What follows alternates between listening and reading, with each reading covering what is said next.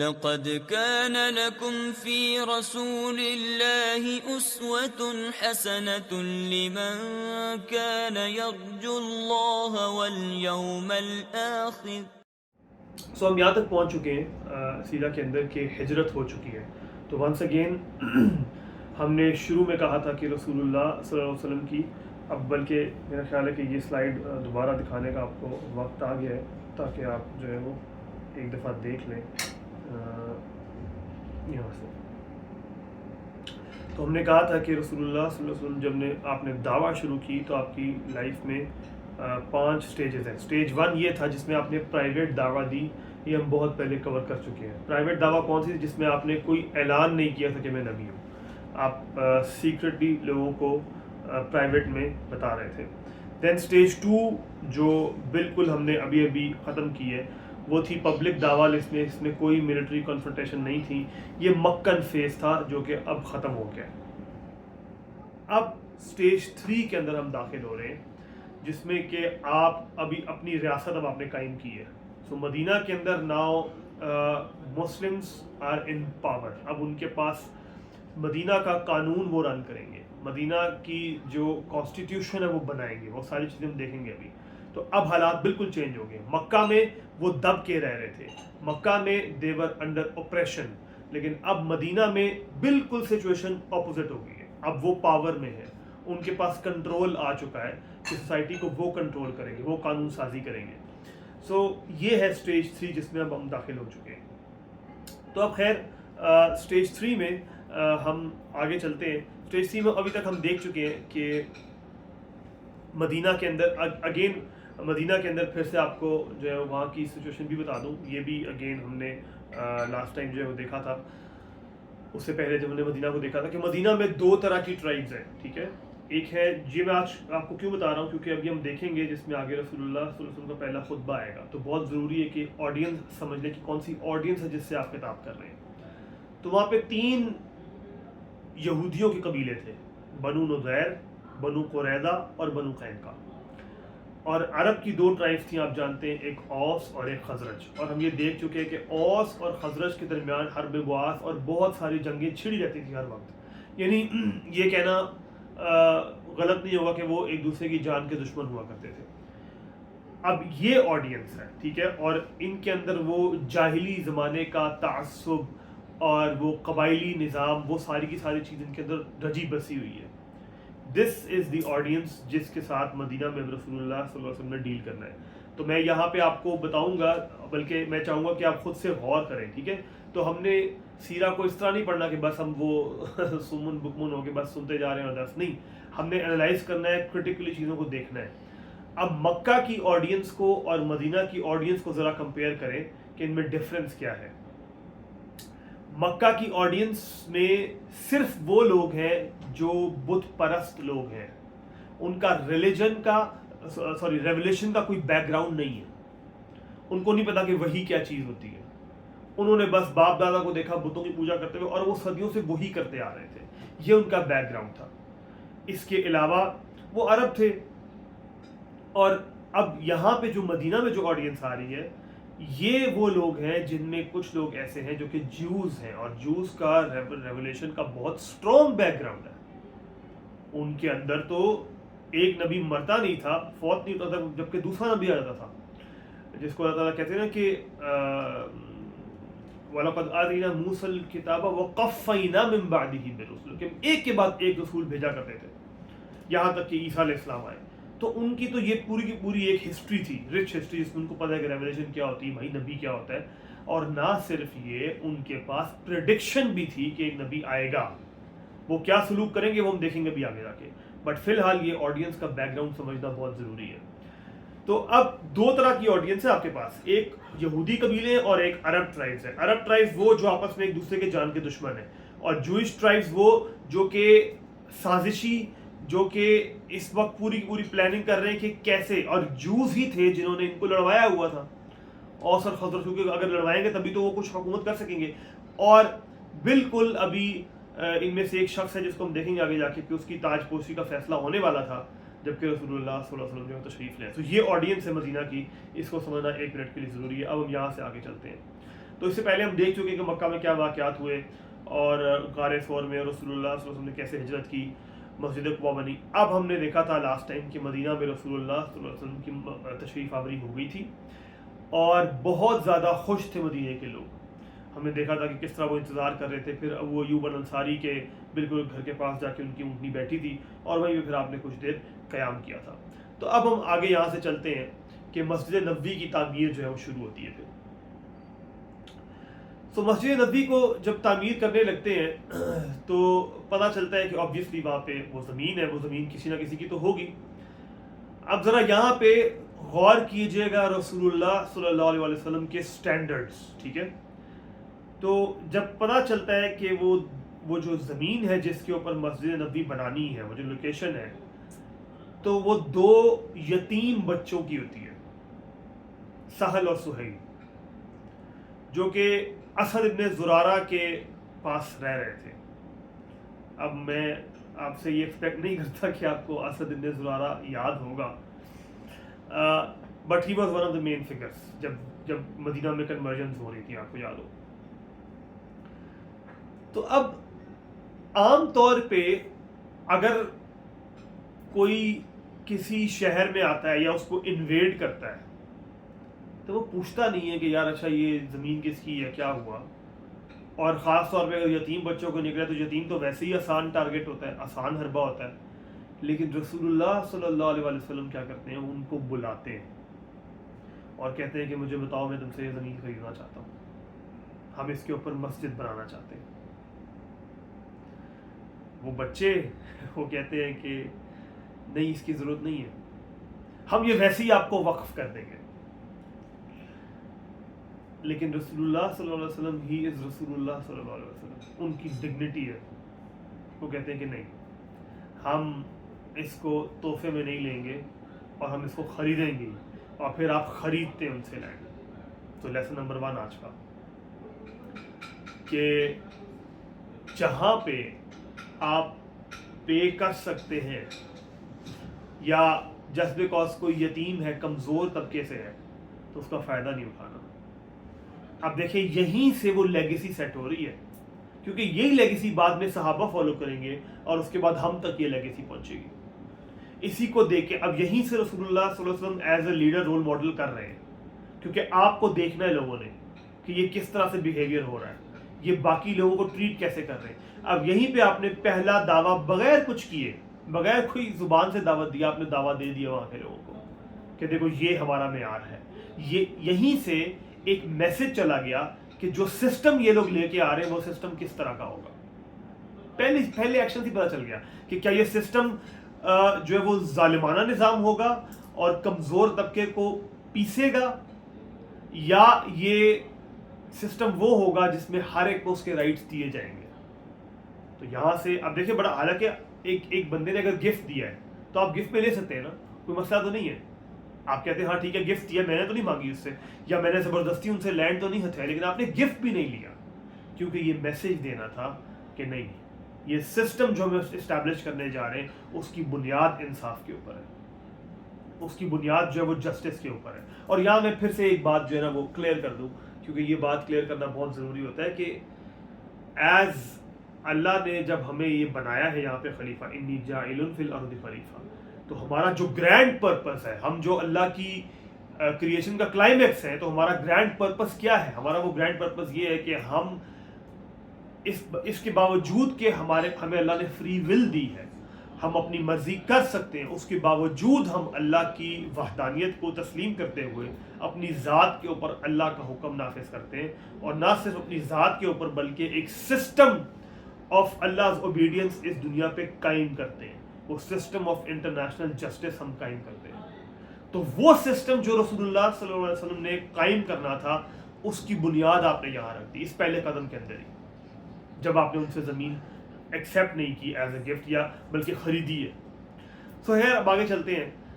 اب جناب مسجد نبوی کنسٹرکٹ ہونا شروع ہوتی ہے. 1 منٹ کے لیے ذرا امیجن کریں اس ٹائم کو کہ صحرا ہے، گرمی ہے، تپتی ریت ہے، اس کے اندر کنسٹرکشن چل رہی ہے. اور یہ کون لوگ کنسٹرکشن کر رہے ہیں؟ یہ وہ لوگ ہیں جن کو مارا گیا ہے، جن کو ٹارچر کیا گیا ہے، جنہوں نے مارے کھائی ہیں, کوئلوں پہ لیٹے ہیں, پتھر رکھے گئے ان کے سینوں کے اوپر, یہ وہ لوگ ہیں. اب یہ فائنلی اپنے لیے کچھ بنا رہے ہیں.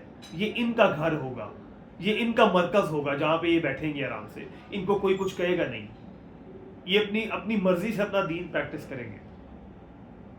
ساؤنڈ فیملیئر نا جی؟ بات ڈسٹریکشن کی طرف نہ چلی ہے, لیکن یہی کام ہم نے بھی کیا تھا جب ہم نے پاکستان بنایا تھا. خیر, جب یہ لوگ کنسٹرکشن کر رہے ہوتے ہیں تو ہر ایک کی زبان پہ یہ نعرہ ہوتا ہے, اللہم لا خیر الا خیر الاخرہ, اے اللہ آخرت کی خیر کے علاوہ کوئی خیر ہے ہی نہیں. فانصر الانصار والمہاجر, تو مہاجر, انصار اور مہاجرین کی مدد فرما. اور رسول اللہ صلی اللہ علیہ وسلم خود جاتے, اور آپ نے جس کو کہتے ہیں نا کہ وہ کیا کہتے ہیں, انوگریٹ کرنا, آپ نے انوگریٹ کیا, وہ کلہاڑا زمین پہ مار کے جو ہے نا وہ اس کی فاؤنڈیشن جو ہے نا اس کو آپ نے سیٹ کیا, اور پھر آپ خود بھی ان کے ساتھ مل کے کنسٹرکشن کیا کرتے تھے, اور سارے کے سارے لوگ جو ہیں وہ پھر مسجد بنا رہے تھے. پھر انہوں نے اس کی والز بنانا شروع کی جو کہ اینٹوں سے, اور تھوڑی بہت جو ساتھ وہ سیمنٹ, اور وہ سیمنٹ تو پتہ نہیں اس دور میں تھا کہ نہیں بارہ, لیکن وہ کیا کہنا چاہیے اس کو, گیلی سی مٹی لے کے, جس کو آپ کہہ لیں, وہ ملا کے جو ہے نا اس سے وہ مسجد بنا رہے تھے. اچھا, اب وہ جو مسجد نبوی کی جو دیواریں تھیں ان کے بارے میں کہا جاتا ہے کہ وہ تقریباً اتنی تھی کہ وہ ایک عام آدمی جس کی نارمل ہائٹ ہے اس سے تھوڑی سی اونچی, ٹھیک ہے, تو اگر میری ہائٹ کو آپ نارمل سمجھ لیں تو وہ تقریباً یہاں تک آپ کہہ لیں کہ اتنی ہائٹ کے اوپر جو وہ آ رہی تھی. اور اس کے جو, اب اس کو اس طرح سمجھ لیں کہ اگر یہ ایک ریکٹینگل ہے نا, مسجد ریکٹینگل ہے, تو اس کا جو ناردرن پارٹ ہوگا جو کہ آبویسلی قبلہ رخ ہوگا, اس طرف اس پارٹ کو انہوں نے چھت سے کور کر دیا. وہ چھت کس کی تھی؟ کھجور کی جو چھال ہوتی ہے ان کی چھت بنا دی. تو آپ اس کو سمجھے اس طرح کہ مسجد جو ہے نا اس کا فرنٹ والا جو پورشن ہے نا اس کے اوپر چھت آ گئی کھجوروں کی کار کی, اور پچھلے والے حصے کو بالکل اوپن چھوڑ دیا. آج بھی آپ دیکھیں تو ہمارے ہاں اکثر مسجد پاکستان میں اس پیٹرن پہ بنی ہوتی ہے کہ اندر ایک ہال ہوتا ہے اور باہر والے حصے کو جو صحن چھوڑا ہوتا ہے, تو وہ اس کے پیچھے یہی ریشنل ہوتا ہے, وہ اسی پیٹرن کو فالو کر رہے ہوتے ہیں کہ رسول اللہ صلی اللہ علیہ وسلم نے مسجد نبی اس پیٹرن پہ بنائی تھی. اچھا, پھر اس پارٹ کو, یہ جو مسجد کا یہ والا جو پارٹ تھا جس کو جو ہے وہ آپ نے چھت بنائی ہوئی تھی, اس کے اندر یہ چھوٹا سا پارٹ تھا جس کو تھوڑا سا اوپر بنایا ہوا تھا, اس کو کہا جاتا تھا الصفا. اور یہی بعد میں وہ پارٹ بنے گا جس کے اوپر وہ رسول اللہ صلی اللہ علیہ وسلم کے خاص وہ تعلیم یافتہ, جن کو آپ تعلیم فرمایا کرتے تھے, جو لرنڈ لوگ تھے, یا اس دور کے آپ کہہ لیں کہ اسکالرز ہوا کرتے تھے, جن کو آپ پرسنلی پریپیئر کر رہے تھے, وہ ادھر آپ کے ساتھ جو بیٹھا کرتے تھے. تو پھر کہا جاتا ہے کہ اس کے 3 دروازے تھے مسجد نبی کے. سب سے پہلے ایک دروازہ بالکل پچھلی جانب تھا, obviously جو آج بھی مسجدوں میں آپ کو پتا ہے کہ ساؤتھ کی جانب ایک دروازہ جس سے آپ انٹر ہوتے ہیں. پھر ایک دروازہ تھا اس کا ایسٹ کی جانب, آج بھی آپ مسجد نبی میں جائیں تو وہ ایسٹ والا دروازہ وہی ہے جہاں پہ حضرت عائشہ والا حجرہ ہے, جہاں پہ رسول اللہ صلی اللہ علیہ وسلم جو ہے وہ دفن بھی ہیں. اور تیسرا دروازہ تھا اس کے ویسٹرن سائڈ کے اوپر, یعنی اگر آپ مسجد میں کھڑے ہوئے تو ایک دروازہ بنے گا اس سائڈ کو, ایک دروازہ بنے گا اس سائڈ پہ, ٹھیک ہے. اور اس والے دروازے کو کہتے تھے جی باب الرحمہ یا باب العاتقہ. یہ 3 دروازے تھے جو مسجد نبوی کے اندر تھے جناب, اور یہ آج بھی آپ کو اسی پیٹرن پہ جو ہے وہ دروازے کسی بھی مسجد کے اندر, خیر کسی مسجد کے اندر تو نہیں, ہمارے یہاں تو ایک پچھلا دروازہ ہی ہوتا ہے, باقی تو نہیں ہوتے, لیکن بہرحال یہ دروازے تھے. یہاں پہ میں آپ کو ایک اور چیز بھی یاد کروں, آپ کو یاد ہوگا ہم نے جب کعبہ کی ریکنسٹرکشن پڑھی تھی وہاں ہم نے کہا تھا کہ رسول اللہ صلی اللہ علیہ وسلم نے فرمایا تھا کہ میرا دل چاہتا ہے کہ میں کعبہ کے 2 دروازے بنا دوں, ایک سے لوگ انٹر ہوں اور ایک سے لوگ باہر آ جائیں, رائٹ, کریٹنگ ایز, جو کہ آج ہماری مسجدوں میں بہت مسنگ ہے. جیسے کوئی نماز پڑھتا ہے تو اس کو پریشانی پڑ جاتی ہے کہ اس نے واپس کیسے جانا ہے, پھر پھلانگتا ہے وہ, اور وہ ساری کی ساری چیز.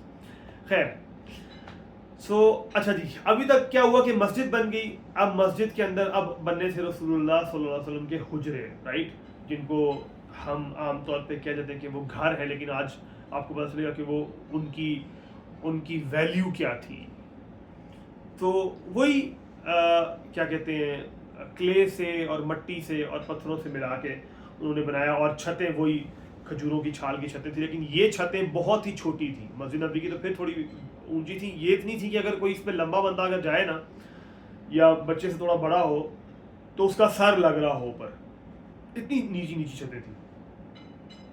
اور بہت ہی, یعنی میں نے شاید پہلے بھی آپ کو بتایا ہو کہ رسول اللہ صلی اللہ علیہ وسلم کے اس حجرے میں, جیسے حضرت عائشہ کا حجرہ, حضرت عائشہ فرماتی ہیں کہ رسول اللہ صلی اللہ علیہ وسلم جب تہجد کے لیے اٹھتے تھے تو جب آپ نماز پڑھ رہے ہوتے تھے تو سجدہ کرنے کے لیے آپ میری ٹانگوں کو ایسے ہاتھ لگاتے تھے تو مجھے سمجھ آتی تھی کہ آپ نے سجدہ کرنا ہے, میں اپنی ٹانگیں ہٹا لیتی تھی.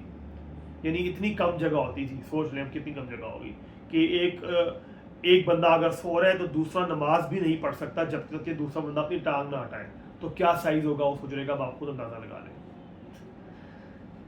تو یہاں پہ آن اے سائڈ نوٹ کمپیریزن میں آپ دیکھیں تو مدینہ کی سوسائٹی کے جو باقی لوگ تھے وہ محلوں کے اندر رہا کرتے تھے. دو لوگوں کا خاص طور پہ ذکر آتا ہے, عبداللہ ابن ابی جس کو ہم بعد میں دیکھیں گے جو بہت ہی امپورٹنٹ فگر ہے اب سے پوری سیرہ کے اندر بہت امپورٹنٹ فگر ہے وہ.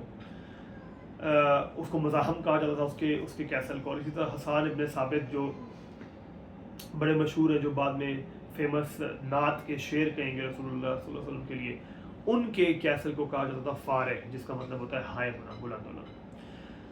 اوکے جی, سو پھر وہ فیمس سٹوری آتی ہے اذان والی جو آپ سب جانتے ہیں کہ بہت سے ڈفرینٹ سجیشنز دی گئی کہ اچھا جی اب لوگوں کو نماز کے لیے بلانا ہے تو کیسے بلائیں, کیا کریں. کسی نے کہا جی جھنڈا لہرا دیتے ہیں, کسی نے کہا جی کوئی آگ جلائیں گے تو اس سے لوگوں کو پتہ چل جائے گا, کسی نے کہا جی کہ ہم جو ہے نا وہ کوئی سائرن ٹائپ بجاتے ہیں, کسی نے کہا نہیں اچھا وہ کرسچنز جس طرح بیل بجاتے ہیں وہ بجا دیتے ہیں. یہ ساری سجیشنز چل رہی تھیں جہاں تک کہ کسی ایک نے کہا جی کہ نماز جو ہے وہ ہونے والی تھی.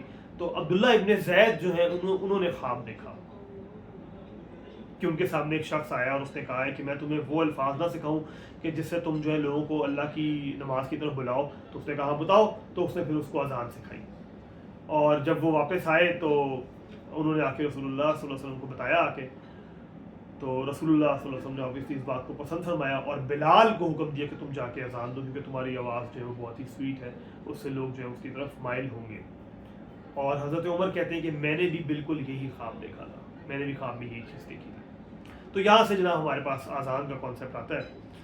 اب آتے ہیں جناب آج کے کانٹینٹ کے اوپر, اور اس پہ ہم کافی ٹائم شیئر لگائیں گے اور یہی کافی کرکس بھی ہے. اب آتا ہے جی رسول اللہ صلی اللہ علیہ وسلم, دیکھیں نا کہ ہوا کیا ہے. فائنلی لوگ بہت انتظار کر رہے تھے, رسول اللہ صلی اللہ علیہ وسلم مدینہ میں تشریف لے آئے ہیں, سارا کچھ ہو گیا ہے, اب مسجد بن گئی ہے, اب ٹائم آ گیا کہ اب آڈینس کو اکٹھا کر لیا ہے, اب پہلی دفعہ آپ ان سے بات کرنے لگے. So this is said to be the first ever speech of Rasulullah صلی اللہ علیہ وسلم in مدینہ. اب میں یہ خطبہ آپ کے سامنے پڑھوں گا اور ٹرانسلیٹ کروں گا, اور میں پھر آپ سے پوچھوں گا کہ آپ کے خیال میں اس کا کرکس کیا ہے, یہ اس کا تھیم کیا ہے اس خطبے کا اور کیوں ہے, اس کو پھر ہم انالائز کریں گے. تو آتا ہے جی اما بعد ایھا الناس, اے لوگوں, فقدموا لانفسکم,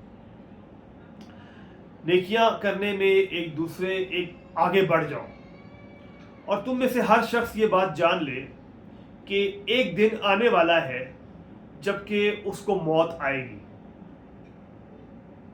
ہر شخص موت کا نشانہ بن کے رہے گا, اور پھر وہ اپنی بکریوں کو ضرور ایسی حالت میں چھوڑے گا کہ ان کا کوئی چرواہا نہیں ہوگا.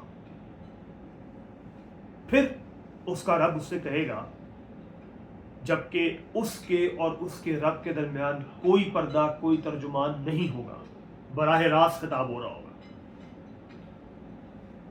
کیا تمہارے پاس میرا رسول نہیں آیا تھا اور اس نے تم تک میرا پیغام نہیں پہنچایا تھا؟ میں نے تمہیں مال دیا, تم پر اپنا فضل کیا, تم نے اپنے لیے آگے کون سے اعمال بھیجے؟ تو وہ بندہ رائٹ سائڈ پہ دیکھے گا, دائیں طرف دیکھے گا, اور کچھ نہیں نظر آئے گا اس کو. کیا دیکھ رہا ہے وہ؟ اعمال دیکھ رہا ہے. پھر وہ لیفٹ سائڈ پہ دیکھے گا کہ شاید اس کو اپنے کوئی اعمال مل جائے جو اس نے بھیجے ہو, اس کو کچھ نظر نہیں آئے گا. پھر وہ سامنے دیکھے گا اور اسے صرف جہنم نظر آئے گی. اب رسول اللہ صلی اللہ علیہ وسلم کیا کہتے ہیں؟ آپ فرماتے ہیں لہٰذا جس شخص کے لیے جو ہو سکے خود کو اس آگ سے بچانے کے لیے کرو, چاہے وہ کھجور کے ایک ٹکڑے کے ذریعے ہی تم اپنے آپ کو اس سے بچاؤ, جس کو وہ بھی میسر نہیں ہے وہ کوئی اچھی بات ہی کہہ دے. اتنی سی نیکی کے عوض بھی 10 سے 700 گنا تک اس کا اجر ہوگا. خطبہ کا پہلا پارٹ ہی ختم ہو گیا. اس کے بعد آپ نے کہا جی السلام علیکم ورحمۃ اللہ وبرکاتہ. اب میں آپ سے پوچھتا ہوں اس پورے میں آپ کو تھیم کیا نظر آئی ہے؟ جی جواب دیں جی، پھر ہم آگے چلیں گے۔ اس پورے میں آپ کو کیا تھیم نظر آئی ہے؟ رسول اللہ صلی اللہ علیہ وسلم کس طرف ان کی اٹینشن لے کے جا رہے ہیں؟ اگر آپ کو کہا جائے کہ ون لائن میں سمری دیں کہ رسول اللہ صلی اللہ علیہ وسلم کا کور میسج کیا تھا، تو آپ کیا کہیں گے جی؟ کیا تھیم نظر آئی ہے آپ کو؟ جی اینی ون؟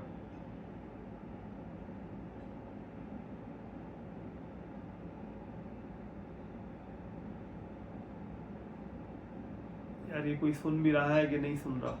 ہاں جی تمیم بتاؤ جی۔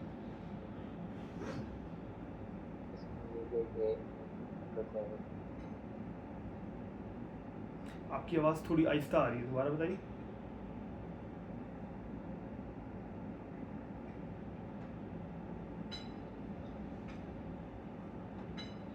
آپ کی آواز تھوڑی سی آہستہ آئی ہے، دوبارہ بتائیے۔ جی جی اب آ رہی۔ سر اس میں یہ تھا کہ نیکی کر لو چاہے وہ چھوٹی سے چھوٹی کیوں۔ ٹھیک ہے ٹھیک ہے بالکل ٹھیک ہے۔ اور نیکی کرنے کے لیے موٹیویشن کس چیز سے دی ہے؟ اس کو غور سے سنیں ذرا، یہ بہت ضروری ہے۔ ہاں جی یہ بہت ضروری ہے، یہ بہت ضروری ہے۔ آپ نے جو تھیم بنائی ہے وہ آخرہ بنائی ہے۔ آپ نے ان کو کیا امیجن کروایا ہے؟ آپ دیکھیں نا پورے خطبے کا کرکس کیا تھا؟ اچھا وہ شخص ہوگا، وہ گزر جائے گا، پھر وہ رب کے سامنے کھڑا ہوگا۔ آپ یہ ساری بات کیوں آپ امیجن کروا رہے ہیں؟ یہ پورا قیامت کا سین آپ کیوں امیجن کروا رہے ہیں؟ کیونکہ آپ نے بیس کس کو بنایا؟ آخرہ کو۔ اور یہی وہ کرکس والا کانسیپٹ ہے جو ضروری ہے اور جو آج ہمارے ہاں ایک کانسیپٹ ہی بن کے رہ گیا۔ آخرت ہے، ہاں ہے، یقین ہے، ہاں ہے، اللہ کے سامنے کھڑے ہو کے ہاں ہوں گا، جواب دینے ہوں گے، ہاں دینے ہوں گے۔ تیاری کیا کی ہے؟ چپ۔ اعمال کیا بھیجے ہیں آگے؟ چپ۔ جو اعمال کر رہے ہو ان کے ساتھ اللہ کے سامنے پیش ہونا پسند کرو گے؟ چپ۔ آج موت کا فرشتہ آ جائے، تمہیں اللہ کے سامنے کھڑے ہونا ہو جائے، کیا تم اللہ کو فیس کر لو گے؟ چپ۔ آخرت پہ یقین ہے؟ ہاں ہے۔ آخرت ہوگی؟ ہوگی۔ اللہ کے سامنے کھڑے ہوگے؟ ہاں ہوگے۔ اعمال کیا ہے؟ چپ۔ That's the problem. یہ بیس ہے۔ میں بہت دفعہ آپ کو بتا چکا ہوں، سیرہ کے اندر ہم بہت دفعہ اس کانسیپٹ کو ڈسکس کر چکے ہیں، لیکن میں پھر سے ری ایٹریٹ کرتا ہوں۔ ہیومن بیہیویئرز کے پیچھے بلیفز ہوتے ہیں، سیٹ آف بلیفز ہوتے ہیں، روٹڈ بلیفز ہوتے ہیں جو ڈیپ روٹڈ ہوتے ہیں۔ جب تک وہ بلیف چینج نہیں ہوتا، بیہیویئر انسان کا چینج نہیں ہو سکتا۔ ببل موٹیویشن آ سکتی ہے، رمضان کے اندر تراویح پڑھی جا سکتی ہے، رمضان کے اندر اعتکاف کیا جا سکتا ہے، حج پہ آپ جا سکتے ہیں، عمرہ آپ کر سکتے ہیں، لیکن آپ واپس اسی روش پہ آ جائیں گے اگر وہ بیس اسٹرانگ نہیں ہوئی، اگر وہ ڈیپ روٹڈ بلیف چیلنج نہیں ہوا، وہ ڈیپ روٹڈ بلیف چینج نہیں ہوا، تو آپ واپس ادھر ہی آ جائیں گے۔ اور یہی ہوتا ہے۔ کیا ہمارے ہی سامنے لوگ حج کر کے واپس آتے واپس چینج نہیں ہو جاتے؟ کیا وہی لوگ جو رمضان میں بہت آگے نمازیں پڑھ رہے ہوتے، تراویح پڑھ رہے ہوتے، اعتکاف کر رہے ہوتے، واپس چینج نہیں ہو جاتے؟ کیا وہ لوگ جو عمرہ کر کے آتے ہیں اور بہت سکون میں لگ رہے ہوتے واپس ریورٹ نہیں ہو جاتے؟ کیوں ہوتے ہیں؟ کیونکہ بیہیویئر کے پیچھے ڈیپ روٹڈ بلیف ہوتا ہے۔ جب اس کو چیلنج نہیں کریں گے، اس کو چینج نہیں کریں گے، بیہیویئر چینج نہیں ہوگا۔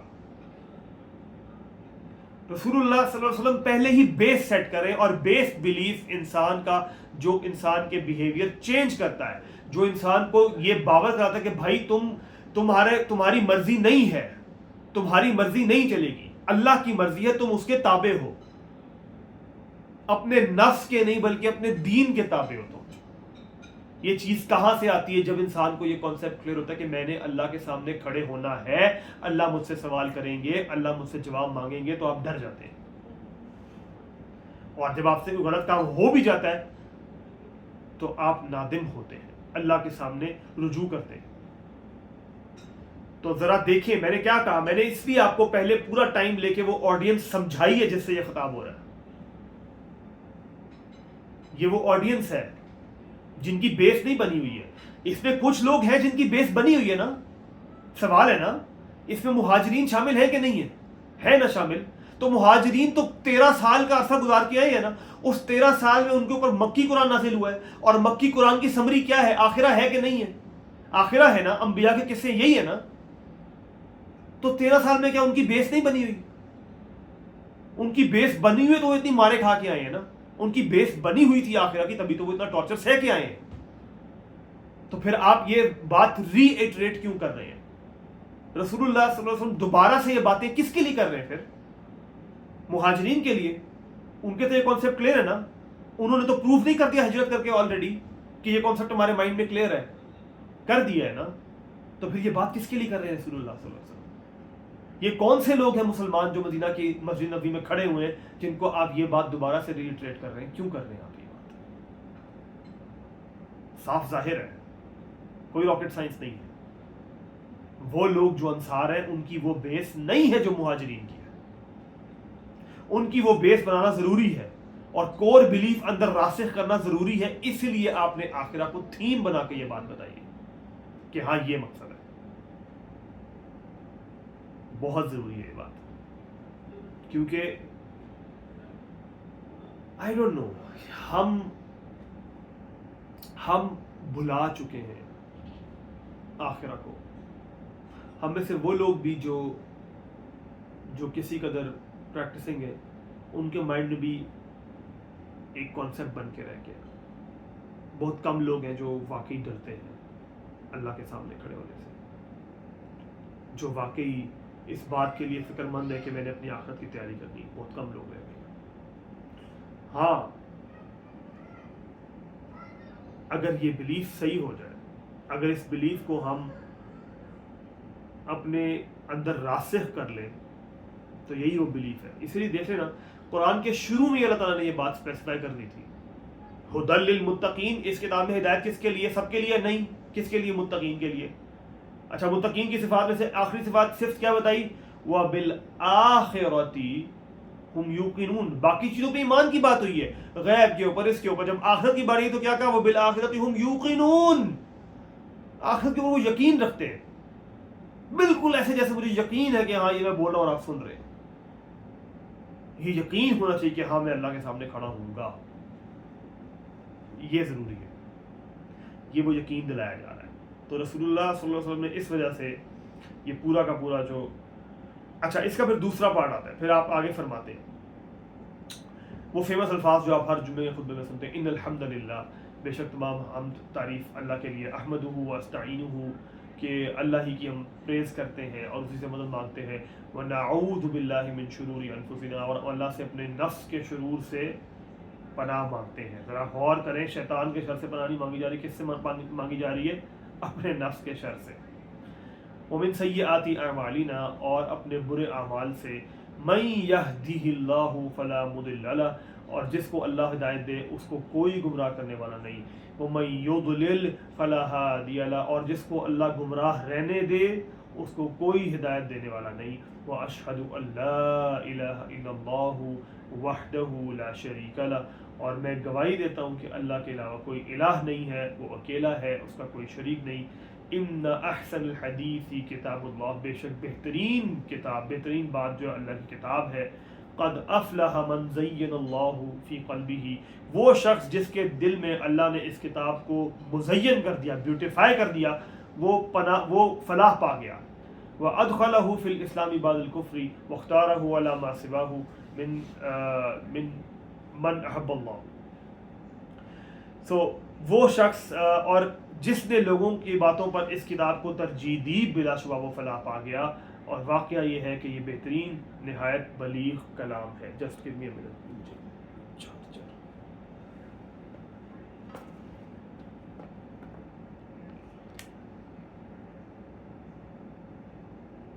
بٹن آن کر چارجر.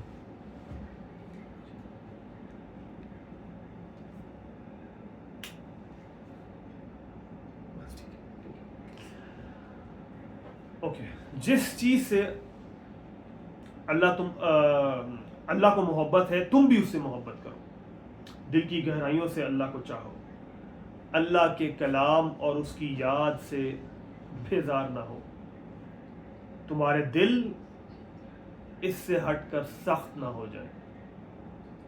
اللہ تعالیٰ جن چیزوں کو پیدا کرتا ہے ان میں سے بعض کو منتخب کر لیتا ہے. اللہ نے اچھے اعمال، اچھی باتوں اور اپنے برگزیدہ بندوں کے متعلق وضاحت سے بتا دیا ہے. جو اشیاء لوگوں کو دی گئی ہیں ان میں حلال بھی ہیں اور حرام بھی ہیں، بس اللہ کی عبادت کرو اور اس کے ساتھ کسی کو شریک نہ ٹھہراؤ اور اس سے ایسے ڈرو جس طرح اس سے ڈرنے کا حق ہے. جو باتیں تم منہ سے کہتے ہو ان میں اللہ سے سچ بولو. اللہ کی رحمت کے سبب آپس میں ایک دوسرے سے محبت رکھو. اللہ اس بات سے ناراض ہوتا ہے کہ اس کے عہد کو توڑا جائے. والسلام علیکم. اگین یہاں پہ آپ تھیم دیکھیں. اب یہاں پہ پچھلے والے میں اگر آپ غور کریں تو پچھلے والے پارٹ میں موٹیویشن دی تھی، امیجن کروایا تھا آخر آیا اور تم نے یہ کرنا ہے اور تم نے یہ کرنا ہے. اب یہاں پہ بتایا جا رہا ہے کہ ایکچولی ایکشن والا پارٹ کیا ہے، اب تم نے کرنا کیا ہے. تو یہاں پہ بیس سیٹ کی جا رہی ہے کہ اللہ سے محبت کرو گے تو آخرہ تمہارے مائنڈ میں کلیئر ہو جائے گی. اللہ سے محبت کرو اور اس کے بعد آپ دیکھیں کون سے احکامات کا ذکر ہو رہا ہے. سوشل، سچ بولو، عہد شکنی نہ کرو، رائٹ. یہ ساری کی ساری باتیں ہو رہی ہیں. تو یہاں تک میرا خیال ہے اب ہم اکتفا کرتے ہیں، ٹائم بھی کافی ہو گیا ہے. اب ہم ریفلیکشنز کی طرف جاتے ہیں، ایک دو ریفلیکشنز کرتے ہیں اور پھر ہم کوسچن آنسرز کی طرف چلتے ہیں. ایک ریفلیکشن، اور میں اس پہ زیادہ بات نہیں کروں گا لیکن I'll give you food for thought. ذرا واقعہ معراج کو ہجرت سے کمپیئر کریں. واقعہ معراج میں زمینی سفر آپ کا جو ہوا تھا رسول اللہ صلی اللہ علیہ وسلم کا، وہ کس پہ ہوا تھا؟ براق پہ.